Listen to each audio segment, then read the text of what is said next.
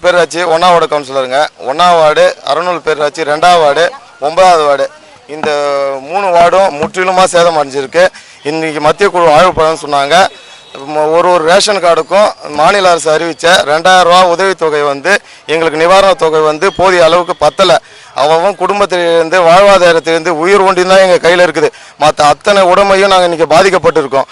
இன்றைக்கி நாங்கள் மத்திய குழுவை பார்த்து இந்த மனு கொடுக்கணும்னு சொன்னோம். அதுக்கப்புறம் சொல்லிவிட்டு இன்றைக்கி தான் கூடுதல் ஆட்சியர் எங்களுக்கு பார்த்து அவங்க நீங்கள் எந்த ஒரு போராட்டமோ ஆர்ப்பாட்டமோ பண்ணாதீங்க, உங்களுக்கு நிவாரணத் தொகையை நாங்கள் உயர்த்தி தரோம், உயர்த்தி தந்தால் தான் நாங்கள் இருப்போம், உயர்த்தி தரலைன்னா நாங்கள் எல்லா ரேஷன் கார்டையும் இந்த 3 வார்டு பொதுமக்களுடைய ரேஷன் கார்டையும் அரசுக்கிட்ட கண்டிப்பாக ஒப்படைப்போம். இது எங்களுக்கு வாழ்வாதாரம், எங்கள் உயிர் ஒன்றியம்தான் இருக்குது.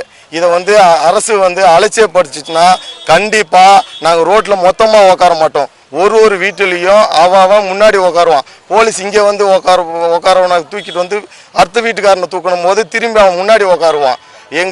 எங்களுடைய ஆர்ப்பாட்டமும் போராட்டமும் அமைதியான முறையில் இதுவரையும் நாங்கள் பண்ணிட்டு இருக்கோம். எங்களுடைய உணர்வுகளை மதித்து மாநில அரசு அவங்களுடைய நிதியை மத்திய அரசிட்ட பெற்று உயர்த்தி தர வேண்டும். தூத்துக்குடியில் இப்போ 1.5 மாதத்துக்கு முன்னாடி வந்த நிவாரண வெள்ள பாதிக்கப்பட்ட பகுதிக்கு 6000 ரூபா கொடுத்தாங்க. திருநெல்வேலியும் 6000 ரூபா கொடுத்தாங்க. இன்னைக்கு ஊரே பேசுது அறநல்லூர், விழுப்புரம் மாவட்டத்தோட அறநல்லூர். ஆனால் இன்னைக்கு விழுப்புரம் மாவட்டத்தை முழுக்கும் எல்லா ஊருக்கும் 2000 ரூபா, கள்ளக்குறிச்சி மாவட்டம் 2000 ரூபா, கடலூர் மாவட்டம் 2000 ரூபான்னு அறிவிச்சிருக்காரு. இதில் குறிப்பிட்ட பகுதி ஒண்டி தான் பாதிச்சுது, மற்ற யாரும் பாதிக்கலை. பாதித்த பகுதிக்கும் 2000 ரூபா, பாதிக்காத பகுதிக்கும் 2000 ரூபானா இது எந்த விதத்துல நியாயம்? இந்த நியாயத்தை கவர்மெண்ட் பரிசீலனை செய்யணும். எங்களுக்கு 2000 ரூபா போதாது, 2000 ரூபாய்க்கு மேலே கொடுத்து ஒரு ரேஷன் கார்டு குறைந்தபட்சம் எங்களுக்கு 10000 ரூபா கொடுக்கணும். அதுபோல் மாநில அரசு வீட்டு எவ்வளோ வீட்டு பாதிக்கப்படுதோ அந்த வீட்டுக்கு பாதிப்பு பற்றி இவங்க சும்மா சொல்லுவாங்க, செவுரு 10000. இதுதான் ஒருத்தனோட வீடே இல்லாமல் நீங்கள் நடுத்தரோடு தான் படுத்துட்டு இருக்கான். அவங்களுக்கு இந்த பாதிப்பு, இந்த அமௌண்ட் போதாது.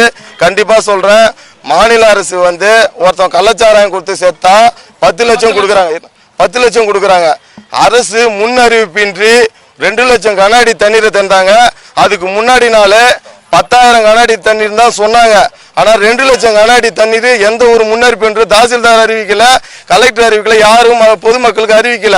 இந்த 3 மாவட்ட மக்களும் இன்னைக்கு பெரும் சிரமத்துக்கு உள்ளா இருக்கிறாங்கன்னா இது முதல் காரணம் இந்த மாவட்ட நிர்வாகமும் இந்த தமிழக அரசு தான். அந்த தமிழக அரசு எங்களை பாதிக்க உள்ளாக்கின தமிழக அரசு எங்களுக்கு போதிய நிவாரணம் வழங்கணும். சென்ட்ரல் டீம் கிட்ட மத்திய அரசினுடைய நிதியை கூடுதலாக மாநில அரசு கொடுங்க. இவங்க நிதி பத்தாதுன்னு சொல்றாங்க, அதனால கூடுதலாக கொடுங்க. நீங்க கொடுத்தாதான் எங்களுக்கு அவங்க உதவி சொல்லி நாங்கள் அதை சொல்லணும். எங்களோட பாதிக்கப்பட்ட பகுதியை அவங்களுக்கு நாங்கள் எக்ஸ்பிளைன் பண்ணோம்.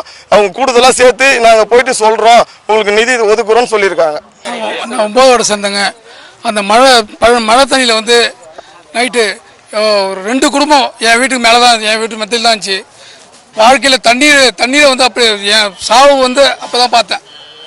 சாவு மரத்து மீது தான் வந்துருக்காங்க. மரணம் பயிர்றது அப்போ தான் பார்த்தேன்.